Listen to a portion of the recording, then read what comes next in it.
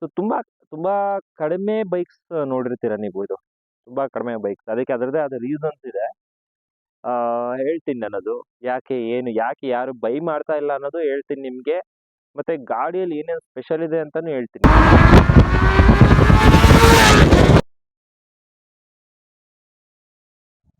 ಹೊಸ ಬಾಯ್ಸ್ ಎಲ್ರಿಗೂ ನಮಸ್ಕಾರ, ಮತ್ತೊಂದು ವಿಡಿಯೋಗೆ ಸುಸ್ವಾಗತ. ನಾನು ನಿಮ್ಮ Harsha. Welcome to Harsha vlog. So ನೀವು ನೋಡ್ಬೋದು, ನಮ್ಮ ಮುಂದೆ ಇದೆ ನಿಂಜಾ 400 ಸ್ಪೆಷಲ್ ಬೈಕ್. ಈ ಗಾಡಿ ಯಾರ್ದು ಅಂತ ಆಲ್ರೆಡಿ ಸ್ವಲ್ಪ ಜನಕ್ಕೆ ಗೊತ್ತಿರುತ್ತೆ. ಸೊ ಈ ಸ್ಪೆಷಲ್ ಬೈಕ್ನ ಇವತ್ತು ರಿವ್ಯೂ ಮಾಡೋಣ ಅಂತಿದ್ದೀನಿ. ಸೊ ಯಾರ್ಯಾರು ಇನ್ನೂ ಸಬ್ಸ್ಕ್ರೈಬ್ ಆಗಿಲ್ಲ, ಸಬ್ಸ್ಕ್ರೈಬ್ ಮಾಡ್ಕೊಳ್ಳಿ. ಫಸ್ಟ್ ಟೈಮ್ ಬರ್ತಿರೋರು ಬೇರೆ ವಿಡಿಯೋಸ್ ಎಲ್ಲ ಚೆಕ್ ಮಾಡಿ. ಸೊ ನೀವು ನೋಡ್ತಾ ಇರೋದು ನಿಂಜಾ 400. ಸೊ ಏನಪ್ಪ ಈ ಗಾಡಿ ಸ್ಪೆಷಲ್ ಅಂದ್ರೆ ಪ್ಯಾರಲಲ್ ಟ್ವಿನ್. ಸೊ ತುಂಬಾ ಕಡಿಮೆ ಬೈಕ್ಸ್ ನೋಡಿರ್ತೀರ ನೀವು. ಇದು ತುಂಬಾ ಕಡಿಮೆ ಬೈಕ್ಸ್, ಅದಕ್ಕೆ ಅದರದ್ದೇ ಆದ ರೀಸನ್ಸ್ ಇದೆ. ಹೇಳ್ತೀನಿ ನಾನದು ಯಾಕೆ ಯಾರು ಬೈ ಮಾಡ್ತಾ ಇಲ್ಲ ಅನ್ನೋದು ಹೇಳ್ತೀನಿ ನಿಮ್ಗೆ. ಮತ್ತೆ ಗಾಡಿಯಲ್ಲಿ ಏನೇನು ಸ್ಪೆಷಲ್ ಇದೆ ಅಂತಾನು ಹೇಳ್ತೀನಿ. ಈ ಗಾಡಿ ಕ್ಯಾಟಗರಿ ಬಂದ್ಬಿಟ್ಟು ನಿಮ್ಗೆ ನೋಡಕ್ ಹೋದ್ರೆ ಇದ್ರ ತರ ಬರುತ್ತೆ. ಇದು R3 ತರ ರಾ ರಾ ಮಿಷಿನ್, ಟ್ವಿನ್ ಸಿಲಿಂಡ್ರು. R3 ಬಂದು 320cc, ಇದು 400cc. ಸೊ ಸೇಮ್ ಏನಿರಲ್ಲ, ಬರೀ ABS ಇರುತ್ತೆ, ರಾ ಇಂಜಿನ್. ಬಟ್ ಒಳ್ಳೆ ರಿಲಯಬಲ್ ಇಂಜಿನ್ ಕೊಡ್ತಾರೆ. ಸೊ ಲೈಕ್ ಈಗ ನಿಂಜಾ 300 ನೀವು 400 ನೋಡಿದ್ರೆ ಆರಾಮ್ಸೆ 2-3 lakhs ಓಡುತ್ತೆ ಗುರು. Time to time oil change ಅಷ್ಟೇ, ಬೇರೆ ಏನು ಮಾಡಬೇಡಿ. ಆರಾಮಾಗಿ ಒಂದು 3 lakhs ಓಡುತ್ತೆ. ಸೊ ಈ ರಿಲಯಬಲ್ಲು, ಈ ಕ್ವಾಲಿಟಿ, ಫೈಬರ್ ಕ್ವಾಲಿಟೀಸ್ ಇರ್ಬೋದು, ಗಾಡಿ ಫಿಟ್ ಅಂಡ್ ಫಿನಿಶ್ ಇರ್ಬೋದು, ಎಲ್ಲ ಸಖತ್ತಾಗಿದೆ ಗಾಡಿಯಲ್ಲಿ. ಸೊ ಇದು ಏನಂದ್ರೆ 45 BHP, 37 Nm ಟಾರ್ಕ್ ಬರುತ್ತೆ. ಸೊ ಈ ಬೈಕ್ ಕ್ಯಾಟಗರಿ ಬಂದ್ಬಿಟ್ಟು ನಿಮಗೆ ಇದು ಸ್ಪೋರ್ಟ್ಸ್ ಟೂರರ್ ಕ್ಯಾಟಗರಿ ಬರುತ್ತೆ ಇದು. ಸೊ ಈ ಗಾಡಿ ಹೆಂಗಿದೆ ಅಂದ್ರೆ, ಈಗ ಒಂದು ಸ್ವಲ್ಪ ದೂರ ನಾನು ಓಡಿಸ್ಕೊ ಬಂದೆ, ಒಂದು 20 ಕಿಲೋಮೀಟರ್ಸ್.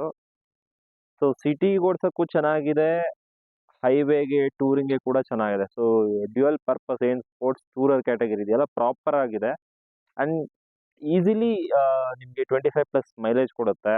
ಪ್ಲಸ್ ಈ ಗಾಡಿ ಬಂದು ಪರ್ಟಿಕ್ಯುಲರ್ ಈ 400cc ಬಂದಿರೋದು ಮಾಡೆಲ್ ಎಲ್ಲ ನಿಮಗೆ CB ಯೂನಿಟ್, ಯಾವ CKD ಇಲ್ಲ, ಲೋಕಲ್ ಮ್ಯಾನುಫ್ಯಾಕ್ಚರಿಂಗ್ ಅಂತೂ ಇಲ್ವೇ ಇಲ್ಲ. ಸೊ ಇದೆಲ್ಲ ನಿಮಗೆ CB ಯೂನಿಟ್ ಬರುತ್ತೆ. ಸೊ ನಿಮಗೆ ಗಾಡಿ ಔಟ್ಲುಕ್ ಎಲ್ಲ ತೋರಿಸ್ತೀನಿ ಬನ್ನಿ. TFT ಗಾಡಿ ಹೇಗಿದೆ ಏನೋ ಎಲ್ಲ ತೋರಿಸ್ತೀನಿ ಬನ್ನಿ. ಸೊ ನೀವು ನೋಡ್ತಾ ಇದ್ದೀರಾ 2018 ಮಾಡೆಲ್ ಇದು ಗಾಡಿ. ಸೊ ತುಂಬಾ ಚೆನ್ನಾಗಿದೆ. ಸೊ ನೀವು ನೋಡಕ್ ಹೋದ್ರೆ ಆಲ್ಮೋಸ್ಟ್ ನಿಮಗೆ ಇದು 6R ತರನೇ ಲುಕ್ ಕಾಣುತ್ತೆ. ಈ ಹೆಡ್ಲೈಟ್ ಡಿಸೈನ್ ಎಲ್ಲ ನೋಡಿದ್ರೆ ಎಲ್ಲ. ಸೊ ಇವ್ರು ಹೆಂಗೆ ಅಂತಂದ್ರೆ, ಇದಕ್ಕಿಂತ ಏನು ಈ ಹೈಯರ್ CC ಮಾಡೆಲ್ನ ಅಪ್ಗ್ರೇಡ್ ಮಾಡಿದ್ರೆ ಆ ಡಿಸೈನ್ನ ಲೋವರ್ CC ಮಾಡಲ್ಸ್ಗೆ ಕೊಡ್ತಾರೆ. ಸೊ ಆ ಥರ 6Rನ ಈಗ ಅಪ್ಗ್ರೇಡ್ ಮಾಡಿರೋದು 6R ಡಿಸೈನ್ ಇದಕ್ಕೆ ಕೊಟ್ಟಿದ್ದಾರೆ.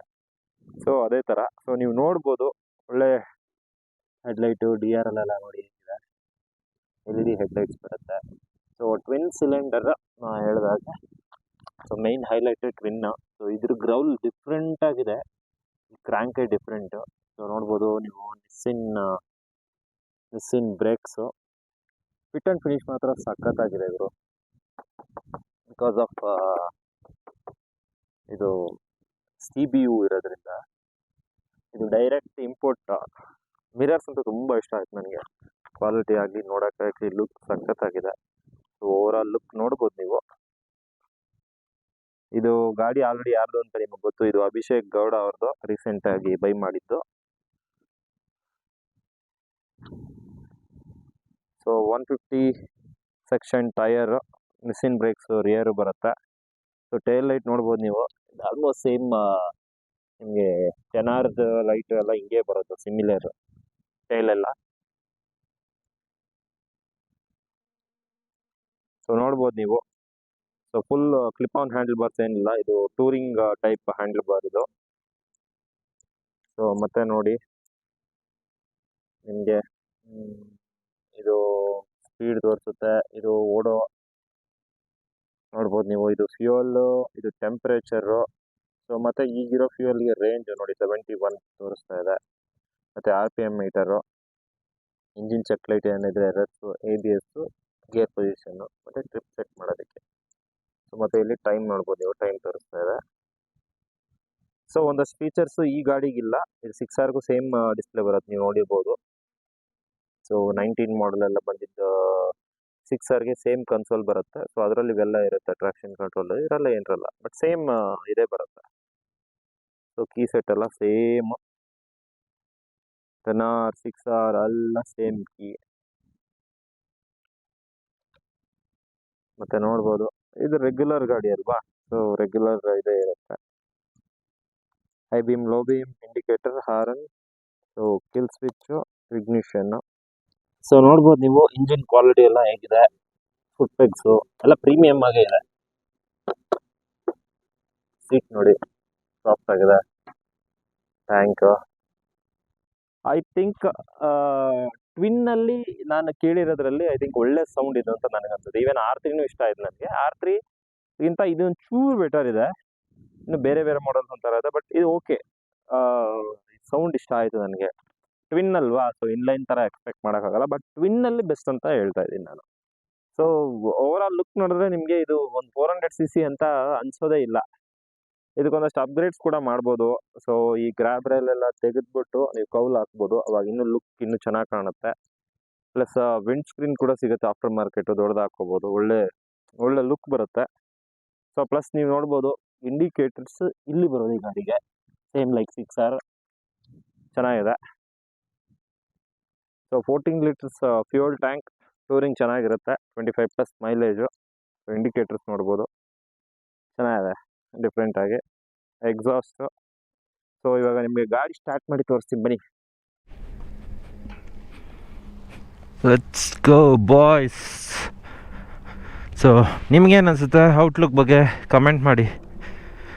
ಸಸ್ಪೆನ್ಷನ್ ಎಲ್ಲ ಚೆನ್ನಾಗಿದೆ, ಬಟ್ ಅಡ್ಜಸ್ಟಬಲ್ ಇಲ್ಲ. ಈವನ್ ಲಿವರ್ಸ್ ಕೂಡ ಅಡ್ಜಸ್ಟಬಲ್ ಇಲ್ಲ. ನಾನು ಹೇಳ್ತೀನಿ ಅದೆಲ್ಲ ನಿಮಗೆ ಲಾಸ್ಟಲ್ಲಿ. ಬಟ್ ಈಗ ಓಡಿಸೋಣ ಬನ್ನಿ, ಟಾಪ್ ಸ್ಪೀಡೆಲ್ಲ ನೋಡೋಣ. ಸಿಕ್ಕಾಪಟ್ಟೆ ಬಿಸಿಲು ಗುರು, ರಾತ್ರಿ ಮಳೆ, ಬೆಳಗ್ಗೆ ಸಿಕ್ಕಾಪಟ್ಟೆ ಬಿಸಿಲು. ಹೆಂಗಿದೆ ಸ್ಮೂತ್ನೆಸ್? ಅದೊಂದೇ ಒಂದು ಇದಕ್ಕೆ ಸ್ಟಾರ್ಟ್ ಆಗುತ್ತೆ.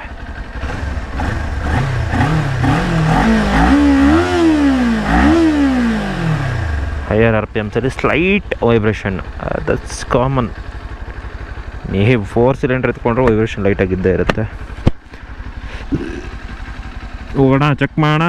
ನಿಂಜಾ 400 ಟಾಪ್ ಸ್ಪೀಡ್ ಎಷ್ಟು ಅಂತ ಐ ಆಮ್ ನಾಟ್ ಶ್ಯೂರ್, ಓಡ್ಸೋಕ್ಕಾಗುತ್ತಾ ಇಲ್ಲ ಅಂತ, but I will try.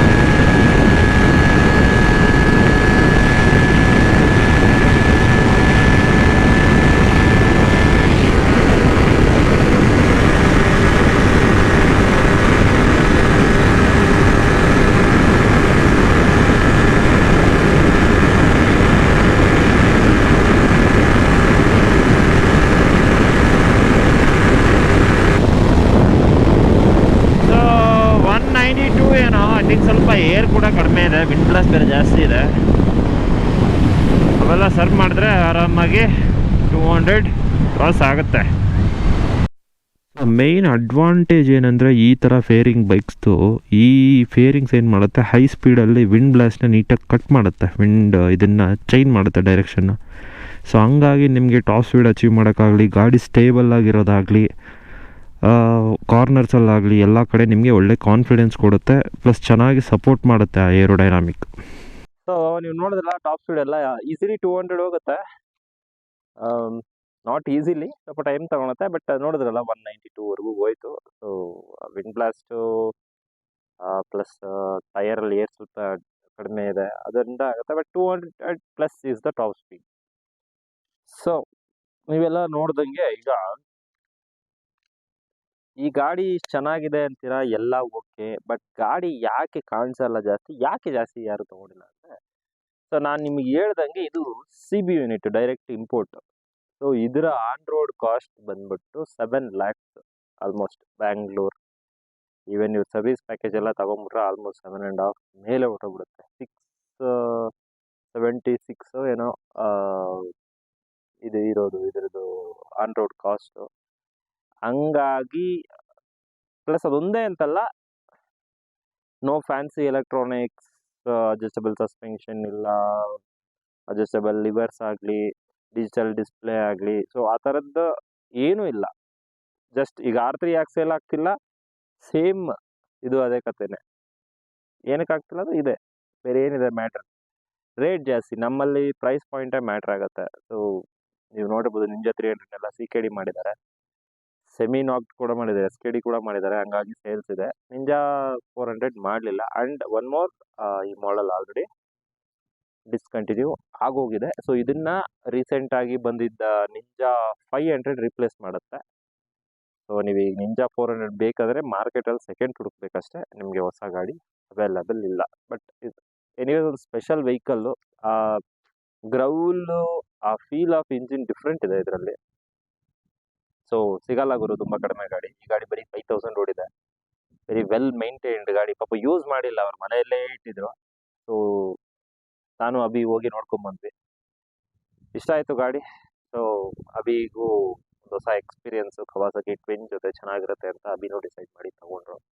Thank you Abhi ಗಾಡಿ ಕೊಟ್ಟಿದ್ದಕ್ಕೆ. ಸೊ ಐ ಹೋಪ್ ನಿಮಗೂ ಇಷ್ಟ ಆಯ್ತು ಅನಿಸುತ್ತೆ ಈ ಗಾಡಿ ರಿವ್ಯೂ. ಸೊ ನಿಮಗೇನಾದರೂ ಈ ಗಾಡಿ ಬಗ್ಗೆ ಡೌಟ್ಸ್ ಇದ್ದರೆ ನನಗೆ ಕಮೆಂಟಲ್ಲಿ ಹೇಳಿ, ಇಲ್ಲ ಇನ್ಸ್ಟಾಗ್ರಾಮಲ್ಲಿ ಪಿಂಗ್ ಮಾಡಿ. ಐ ಹೋಪ್ ಎಲ್ಲ ಕವರ್ ಮಾಡಿದ್ದೀನಿ ಅಂತ ಅನಿಸುತ್ತೆ. ಸೊ ಇಷ್ಟ ಆಗಿದ್ರೆ ಲೈಕ್, ಶೇರ್, ಸಬ್ಸ್ಕ್ರೈಬ್ ಮರಿದೆ ಹೇಳಿ ಸಾಕಾಗ್ಬಿಡಿದೆ. ನೋಡೋಣ, ಸಪೋರ್ಟ್ ಮಾಡಿ. ಮತ್ತೆ ಸಿಗೋಣ ಇನ್ನೊಂದು ವಿಡಿಯೋಲಿ. Thank you, tata, bye bye.